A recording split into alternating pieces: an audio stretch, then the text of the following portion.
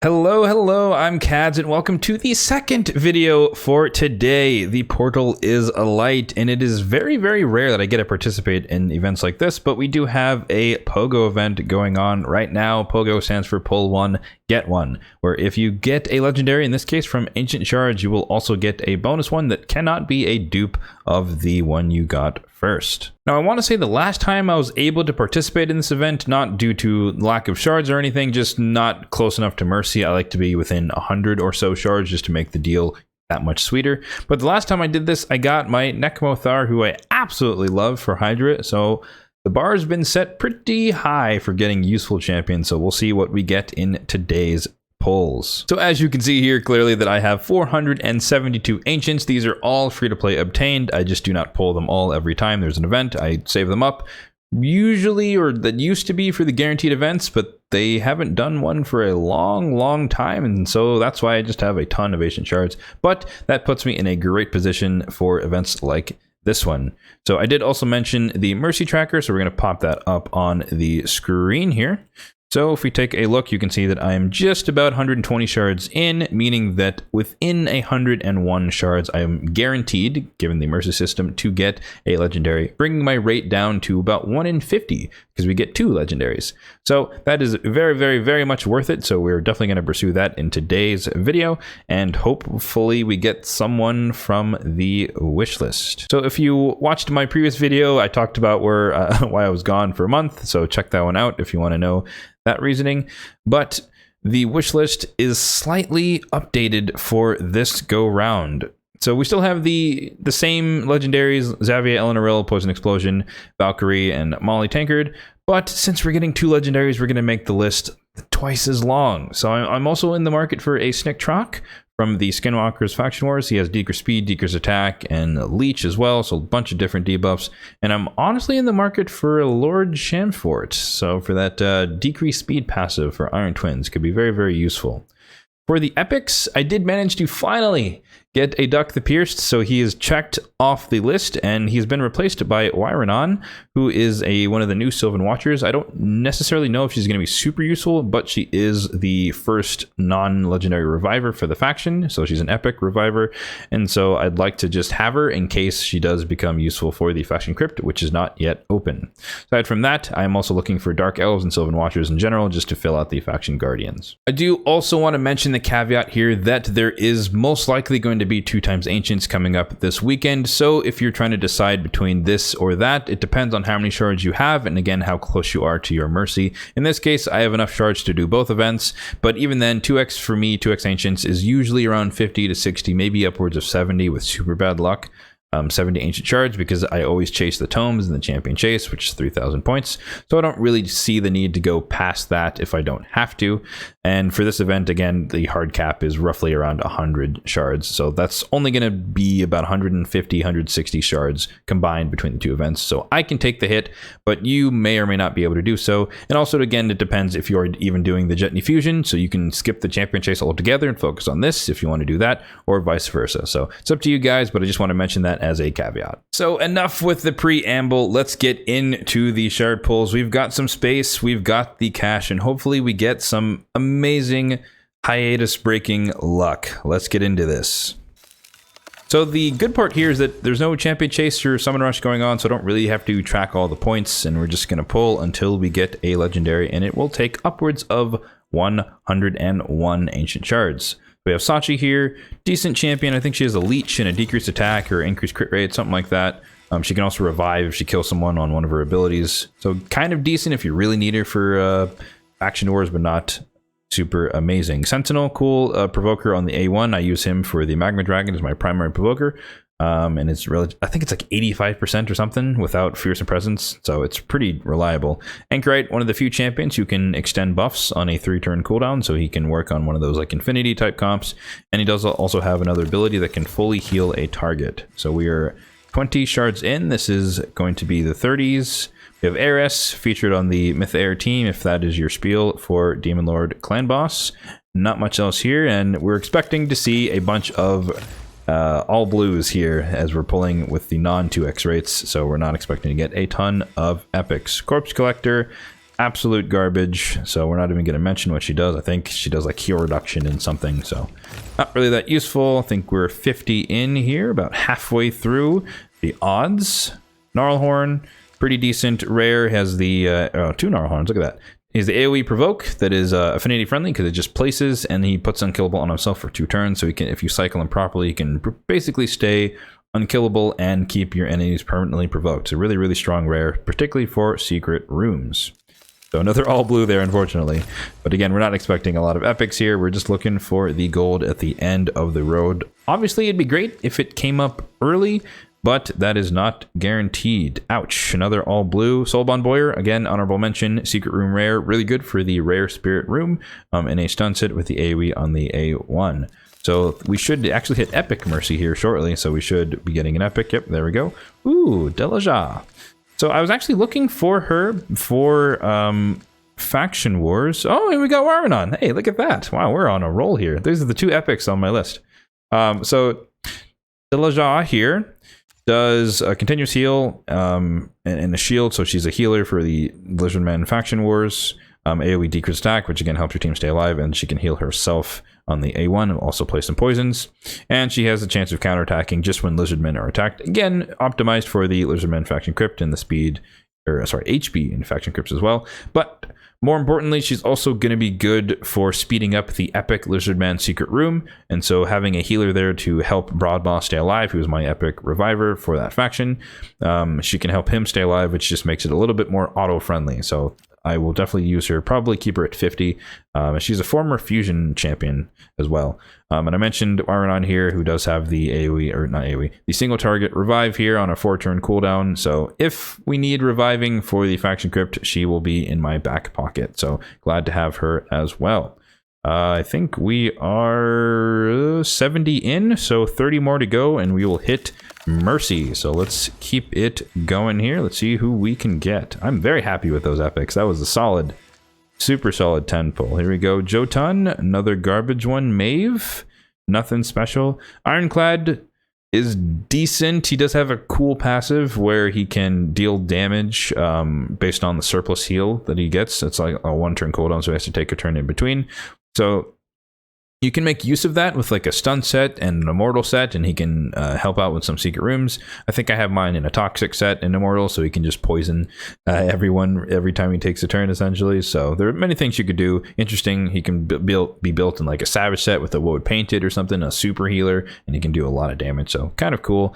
Super niche, but a cool rare nonetheless. So we're 80 shards in, 21 to go. Hopefully we don't have to go all the way out there, but it's looking like we definitely do have to hit Mercy here. Luria, decent AoE freeze on her A2. Relic Keeper, terrible, terrible champion. So moving on. So now we're officially into Mercy. These should be hot shards, and right out of the gate we have a dupe Rosalvarg and a Shiramani. That's okay, that's interesting. So yeah, I did the fusion, so I do have him, and so that's a dupe for the Skinwalkers faction at least. So decent champion. He has that cool crazy passive where he can give himself a ton of up to 100 extra speed, so he can be really, really fast. I don't really have a use for him, and that's why he's chilling in my vaults, and his partner here, his duplicate, will do the exact same. But nonetheless, cool to have some stats on some of my legendaries for Skinwalkers. And Shiramani, who I thought was going to be really, really good for Fire Knight Hard, but unfortunately her A1 3 times at random, it's a chance to place a freeze on any hit, but not per hit. Meaning if you attack one target, you can't freeze them multiple times like some other champions can. So she's not as good as I thought, but it is a 3-hitter nonetheless on the A1. Decent heal here with a continuous heal and a heal of 20% of their max HP. Wish it was hers max HP. That would make it a little bit better. But nonetheless, a little bit of healing. And then, of course, she's well known for the AoE freeze here that gives her a little bit of turn meter. So probably not going to use her, but nonetheless, it is cool to have her on the account. So now we have these shards out of the way, we can get to the tradition of pulling the soul stones. So just for you guys, we have a special stockpile from the last month. I've accumulated 5 immortal soul stones. We have 71 or 70. We're going to pull 70 immortals. And I also bought an Eternal Soulstone. So we get to see all 3 types today, and hopefully we can get some pretty good stuff. So let's start from the bottom with the 70 Mortal Soul Stones. And again, I like to pull in waves of 10 just to make the soul coins here more even. So we're not going to pull the extra 1. We're going to have to make space as we go along.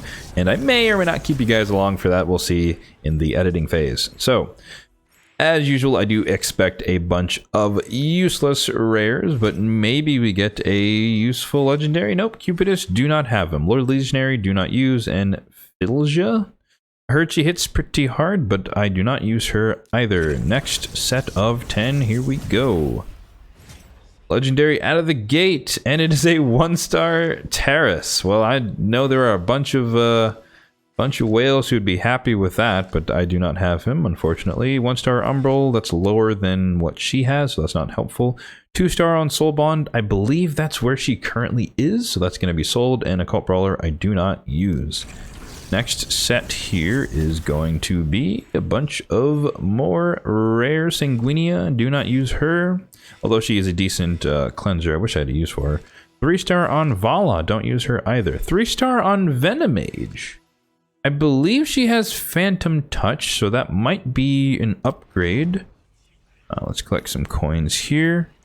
And let's quickly make some space. Generally speaking, I do sell basically all of the rare ones, unless there's some rare that I actually use somewhere. And I usually sell the epics for ones that I have like 0 intention of ever using. So there's the quick, oh, that one too, because I know I have higher. So, oh, Fallout, don't use her either. There we go. Okay, so space is made right back into it. We have enough for 30 more. So let's get back into it here with the 10 pops. Let's see, another epic, Ursine Irehide, decreased attack champion. Ooh, Fenshi. I really do want to use, I was off camera, I was saying this earlier. I do want to use Fenshi, but I just haven't had a reason to. I think he'd be helpful in like some sort of Fire Knight, Shadowkin specific tournament, if that ever comes around again, and maybe I'd slap some gear on him and use him for that. But he's kind of, he's in the vaults at level 40, just waiting. Maybe I'll build him out one day. Taurus, I think I have a soul for him, and this is one of the new epics, if I'm not mistaken. I think she does block buffs or something like that. I have a higher star or a blessing level for Banshee, so I don't need that one. Next set of 10 is going to be, we've been on a legendary hiatus here, Melga. I do have her. She is a faction or survivor, so that'll be 1-star. I don't even know what that's going to be. Maybe I don't even know. Survival Instinct. Ooh, 1-star for Husk. Finally. Okay, that's a start on the Crushing Rend for that champion. That'll be fun. Frostbringer. Maybe one day she'll bring the frost. Elhain, I think that might be an upgrade on Phantom Touch. I'll have to check that. She might have a 4-star. I don't remember. Andrissia, I have her, but I don't use her. She does have that cool 2-turn stun, though. She's like a mini Necreth the Great, but she has to take a turn to get the buffs out. Oh, Coldheart, you baited me. 1-star. That is the same as what I already have. 3-star on Norhorn. That might be an upgrade. Not useful. Canoness, do not use. Okay, another set of 10, and let's make some space real quick here. So I don't need these two. War Maiden has a higher one. Muckstucker has a higher one. I need to double check Gnarlhorn, Kale, and Elhain as well. Don't need any of these. Don't care about Skirmisher. Soul Bond, and again, need to double check that one. Yes, do not use. Husk, we are definitely keeping.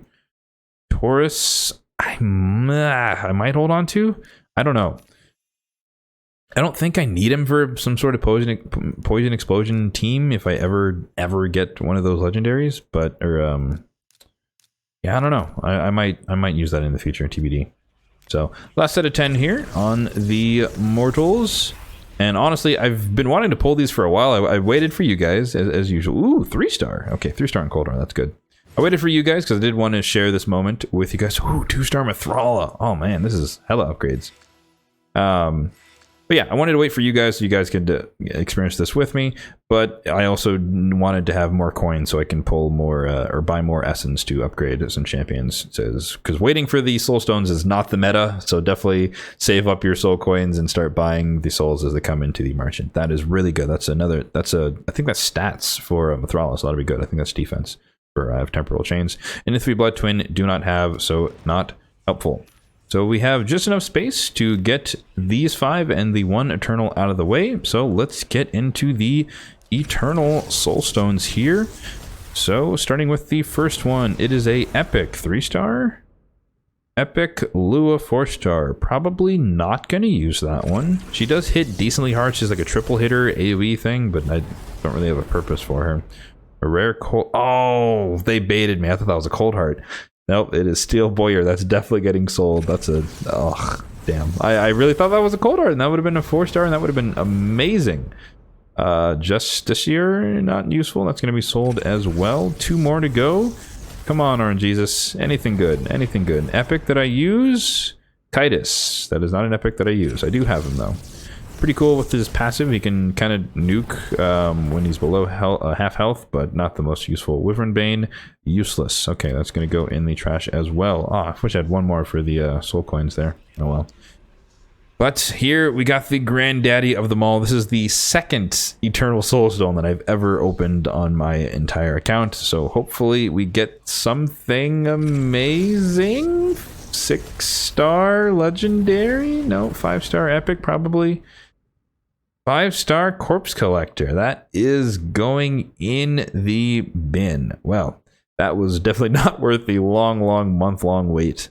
But hey, I'll take it. Overall, I got some pretty decent upgrades, I think, for some of my champions and their blessings. So overall, I'm pretty satisfied with this session. Alrighty, so that's going to do it for today's video. The POGO event is completed, so we did get that out of the way. And again, we pulled Shiramani, who is new on my account. Do not have a copy of her. And we got a duplicate for Razelvarg. So that's 10% HP for all of my Skinwalker Legendary. So I will take it. Got some pretty nice blessings as well from the Soulstone Summons, so I'm pretty satisfied with the day overall. As always, if you enjoyed this video, then be sure to hit that like button down below, as well as that subscribe button down below as well. We are on the road to 1,000 subscribers, and I would love to hit that by the end of 2023. So if you want to help out, then be sure to subscribe to the channel for more content like this. Thanks for watching, and have a good one.